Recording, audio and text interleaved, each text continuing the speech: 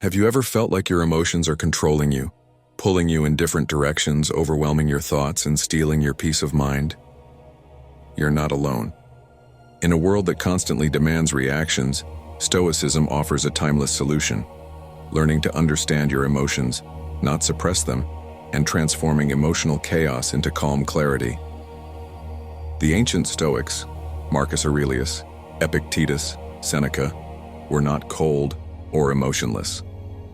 They were warriors of the mind. They trained themselves to respond instead of react. They learned to feel without being ruled by feelings.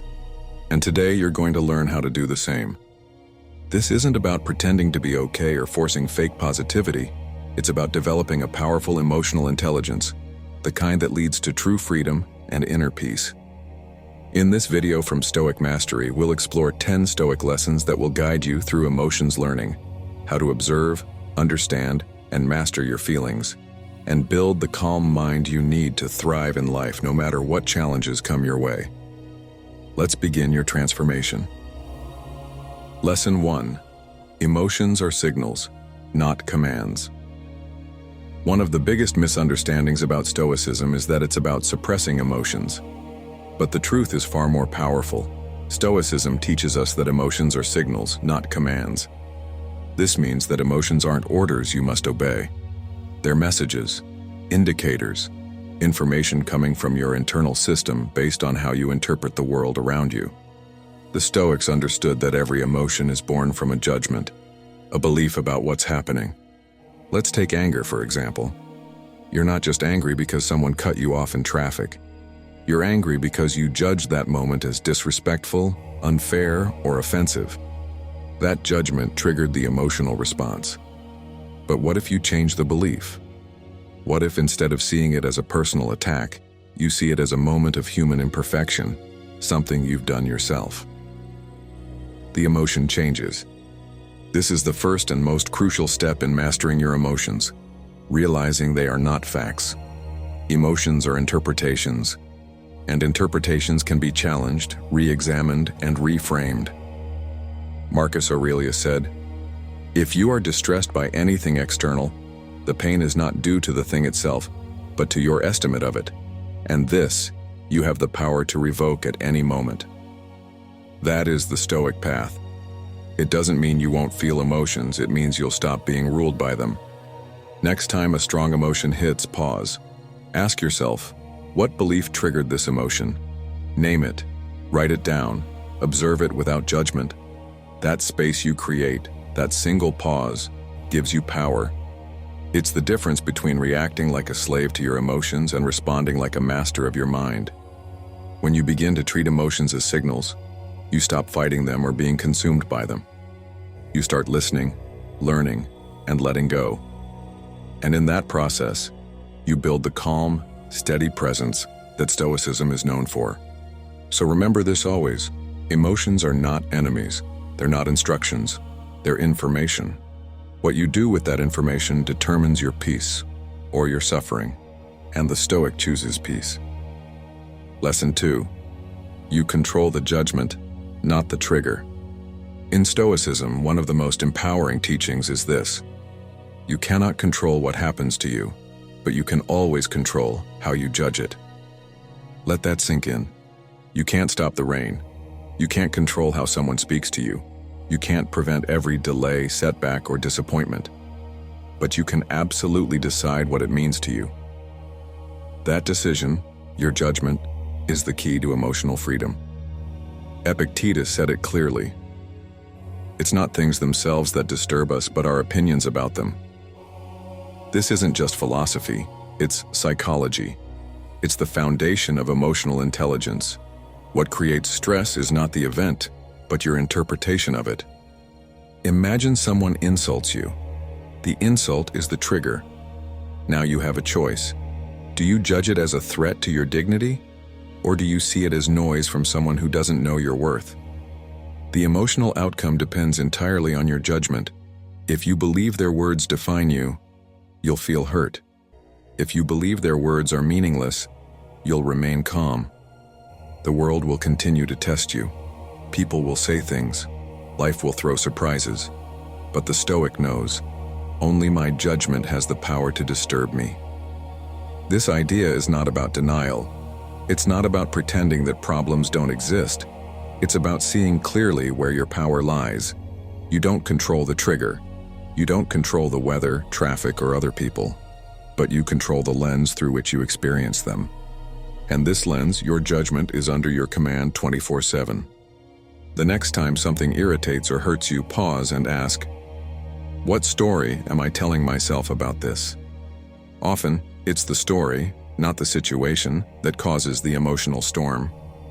Train yourself to rewrite that story in real time. Because when you master your judgments, you master your emotions. And when you master your emotions, you unlock the true peace the Stoics lived for.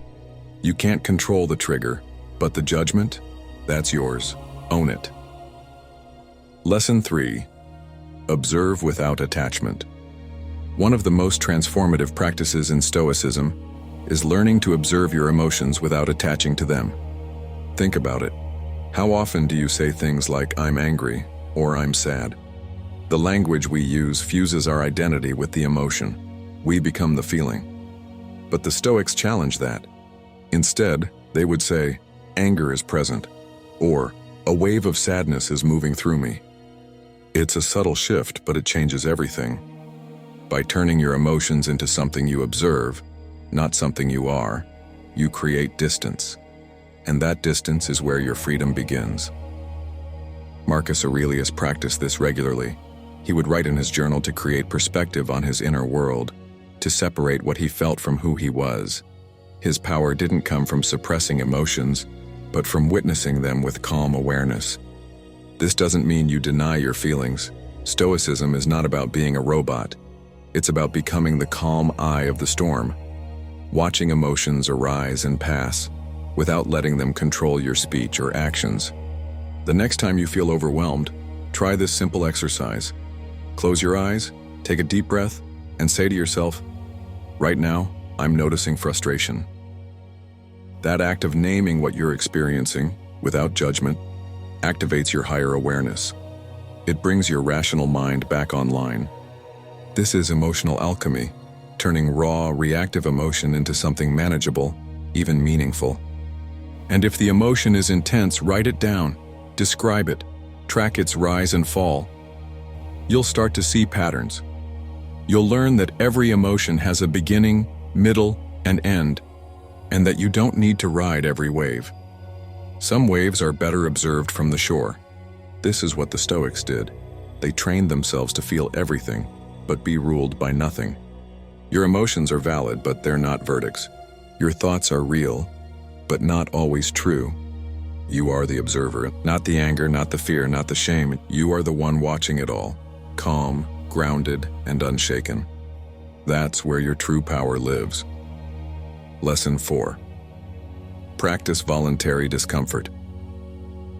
If you want to become emotionally resilient, one of the most powerful Stoic practices is to embrace voluntary discomfort. It may sound counterintuitive. In a world obsessed with convenience, comfort, and ease, why would anyone choose hardship on purpose? Because the Stoics knew this. Comfort breeds weakness, and discomfort builds strength. Seneca, one of the most well-known Stoics, would intentionally sleep on the floor, wear rough clothing, and eat the simplest meals, even though he was wealthy. Why? To prepare himself for real hardship. He wrote, "Set aside a number of days, during which you shall be content with the scantiest and cheapest fare, with coarse and rough dress, saying to yourself the while, 'Is this the condition I feared?'" That one question is profound. By facing discomfort before it's forced upon you, you remove its power to disturb you. You teach your emotions to remain calm in the face of challenge, and you discover that what you once feared isn't as terrifying as your imagination made it seem. In modern terms, this might look like taking cold showers, fasting for a day, walking instead of driving, or giving up luxury items for a while. These are not punishments. They are training exercises for the mind. When you choose discomfort, you send a signal to your nervous system. I am in control. I can endure. I don't need everything to go my way to stay calm. This kind of self-imposed challenge rewires your emotional responses. You become less reactive, less entitled, less afraid of temporary pain. And when real adversity shows up, because it always does, you'll be ready. Voluntary discomfort is not about suffering. It's about sovereignty. You learn to master your cravings, reduce your dependence on external pleasures, and build a calm, confident mind that doesn't crumble when life gets hard. So the next time life feels too easy, ask yourself, what can I go without today? What can I challenge myself to do that's uncomfortable but healthy? Because the path to inner peace is not paved with luxury, it's built on strength, and strength is forged in discomfort. Lesson 5. Reframe every challenge as a lesson. Life will test you, people will disappoint you, plans will fall apart. But to the Stoic, none of this is tragic, it's training. Stoicism teaches us that every challenge we face holds within it a lesson, an opportunity to grow, to strengthen our character, and to deepen our emotional understanding. The key is to reframe what happens, not as something bad, but as something meaningful. Epictetus said, "Difficulties are things that show a person what they are." In other words, your struggles don't define you, but they do reveal you. When you face a setback, you have two choices. You can collapse under the weight of frustration, anger, and self-pity, or you can pause and ask a powerful question. What is this trying to teach me? This single shift from victim to student changes everything. If someone betrays you, the lesson may be about boundaries or discernment. If you lose a job, the lesson may be about your true purpose or adaptability. If you feel overwhelmed with emotion, the lesson may be about your internal dialogue and expectations. Marcus Aurelius believed the obstacle is not in the way, it is the way. That is one of the most powerful Stoic reframes. Instead of resisting the storm, walk into it as your classroom. It's not about pretending things don't hurt. It's about making pain useful. When you view life as a constant opportunity for growth, your relationship with emotion transforms. Fear becomes a signal to sharpen your courage. Sadness becomes a reason to look inward. Anger becomes a mirror to your expectations. Even in chaos, you become the calm learner. And here's the paradox. The moment you stop resisting challenges and start reframing them, they lose their grip on your emotions. You stop saying, "Why is this happening to me?" And you start saying, "This is exactly what I needed." So the next time life punches you in the gut, remember the Stoic way. Don't just endure it, learn from it. Because every difficulty contains a seed of wisdom, if you're willing to look for it. Lesson 6. Don't expect others to understand you. One of the greatest sources of emotional suffering comes from a subtle, often unspoken expectation that others should understand us. We want people to see our heart, know our intentions, validate our feelings, and treat us with fairness. And when they don't, we feel hurt, misunderstood, even betrayed. But the Stoics had a different perspective. Marcus Aurelius wrote, "You can also commit injustice by doing nothing." He meant that not everyone is aware of the harm they cause. People operate through their own lens, shaped by their own trauma, biases, and limitations. What they see or fail to see is not always about you. Expecting people to always understand your depth, your motives, or your emotions is a form of emotional dependency. And when you rely on others to give you the clarity or validation that only you can give yourself, you hand over your inner peace. Here's a hard Stoic truth. Most people are not thinking about you as much as you think. They're consumed by their own inner worlds. So when someone misunderstands you, criticizes you unfairly, or misreads your intentions, breathe. You are not obligated to explain yourself to everyone. You are not required to be understood by those unwilling to listen. And you are not less worthy because someone else lacks the depth to see you clearly. The Stoic remains calm in misunderstanding because they understand themselves. Let others form opinions. Let them gossip or guess. Your peace does not depend on their accuracy. It depends on your clarity, your knowing of who you are, what you value, and what you stand for. And when you're tempted to defend yourself to those who don't deserve that energy, ask, "Am I seeking understanding, or just approval. Choose to walk with integrity even if it's silent. Choose to stay rooted in your truth even if it's unseen. Because freedom isn't found in being understood, it's found in letting go of the need to be. Lesson 7. Anchor yourself in the present. If your emotions ever feel overwhelming, it's often because your mind isn't where your body is. You're physically here, but mentally lost in a regret from the past or an anxiety about the future. The Stoics knew this trap well. That's why they trained themselves to constantly return to one place, the present moment. Marcus Aurelius, emperor of Rome and philosopher king, wrote, "Confine yourself to the present." Why? Because this moment, right here, right now, is all you ever truly have control over. Think about it. Most fear is anticipation. Most sadness is memory. But peace only exists now, in the present. When you anchor yourself in the now, emotional storms begin to settle. You stop catastrophizing about things that haven't happened, and you stop replaying things you can't change. You begin to see clearly, and with clarity comes calm. Stoicism encourages us to use mindful awareness, a calm attentiveness to what is in front of us.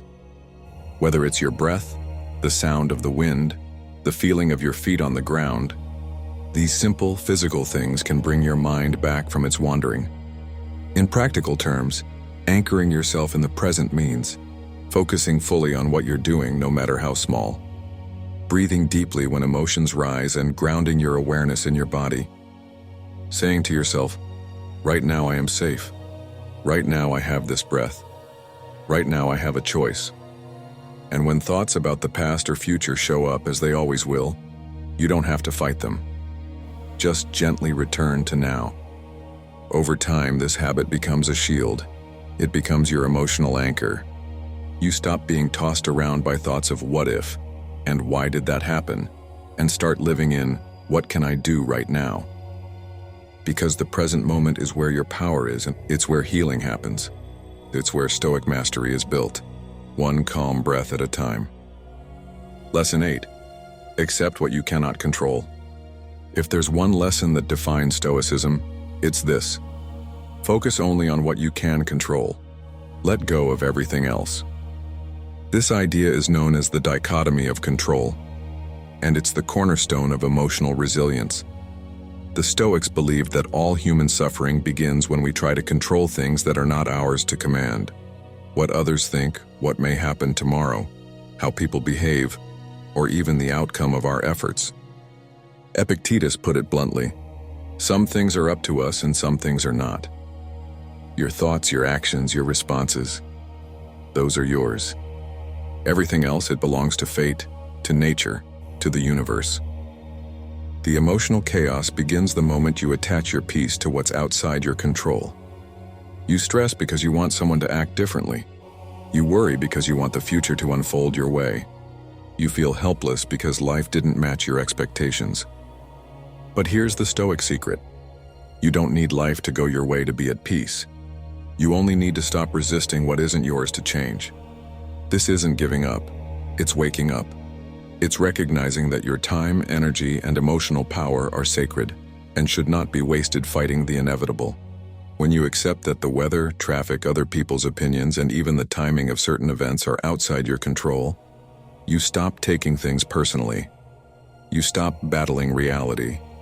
And in that surrender, you find strength. Acceptance does not mean passivity. It means focusing your will where it matters most. Your attitude, your effort, your inner state. So the next time you feel overwhelmed, repeat the question the Stoics used to ground themselves. Is this within my control? If yes, act with courage. If no, let it go with grace. This is not weakness, this is wisdom. And it is the path to calm minds, stable emotions, and true inner peace. Control what you can, release what you can't, and let that be your daily practice of Stoic Mastery. Lesson 9. Journal to unravel your emotions. In the fast pace of modern life, our emotions often blur together. Frustration, anxiety, sadness, irritation, swirling around like a storm we can't name. One of the most effective Stoic tools to calm the storm is surprisingly simple: journaling. Marcus Aurelius, one of history's most powerful rulers, journaled every day, not to impress others, but to understand himself. His journal, which we now know as Meditations, wasn't meant for publication. It was his personal training ground for the mind. Why is journaling so effective? Because writing forces you to slow down your thinking. When emotions are bottled up, they tend to control you. But when you write them down, you create distance. You shift from being in the emotion to looking at the emotion. That small shift is where clarity and power begin. Start by simply writing what you feel without judgment. Don't worry about grammar or structure. Just let it flow. You might ask yourself, what am I feeling right now? Why do I feel this way? What story am I telling myself? Is this within my control? What would a Stoic do in this situation? By reflecting through writing, you begin to untangle the knots of emotion. Patterns start to appear. You might notice recurring beliefs, exaggerated fears, or expectations you weren't aware of. And in that awareness, you gain emotional freedom. Over time, journaling becomes more than a tool. It becomes a mirror, a place where you can examine your thoughts with honesty and recalibrate your mindset through reason, not reaction. The Stoics didn't aim to be perfect. They aimed to be aware. Journaling is how they got there. So make it a habit. Each morning or night, take 5 to 10 minutes to write. Not for likes or comments, but for yourself. To sharpen your mind, to strengthen your soul, to anchor your emotions.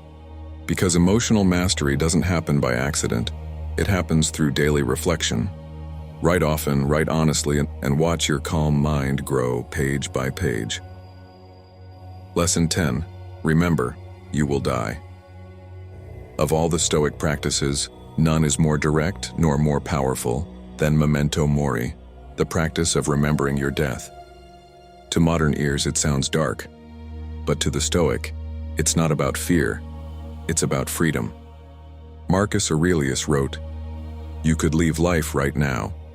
Let that determine what you do and say and think." He wasn't being morbid. He was reminding himself, and us, that life is fragile and time is limited. When you understand this deeply, your emotions begin to realign. Anger loses its grip. Fear becomes smaller. Petty worries fall away. Because how can you stay upset about traffic, insults, or inconvenience when you remember that one day, soon, you will no longer be here? This isn't about living in dread. It's about living with urgency and clarity. When you practice memento mori, you make better decisions. You treat your loved ones with more care. You stop wasting emotional energy on things that don't truly matter. You don't chase validation or obsess over perfection. Instead, you become deeply present, grateful to be alive at all. And the irony is this: remembering death teaches you how to live. It teaches you to forgive more quickly, to speak more kindly, to take risks, to let go of the grudges and expectations that steal your peace. Imagine waking up every day and saying, "If this were my last day, how would I show up?" That simple question can quiet emotional noise and center your soul in what really matters. The Stoics didn't meditate on death to become cold. They did it to become clear. Clear on values, clear on purpose, and clear on peace. So when your emotions start to spiral, take a moment and remind yourself of the one truth that equalizes us all. You will die, not someday far away, but someday soon. Let that awareness calm your mind. Let it soften your heart. Let it bring you home to what truly matters. Because when you stop fearing death, you stop fearing life. And that is where inner peace begins. You've just explored 10 timeless Stoic lessons, each one a stepping stone to mastering your emotions and discovering a deeper, unshakable peace.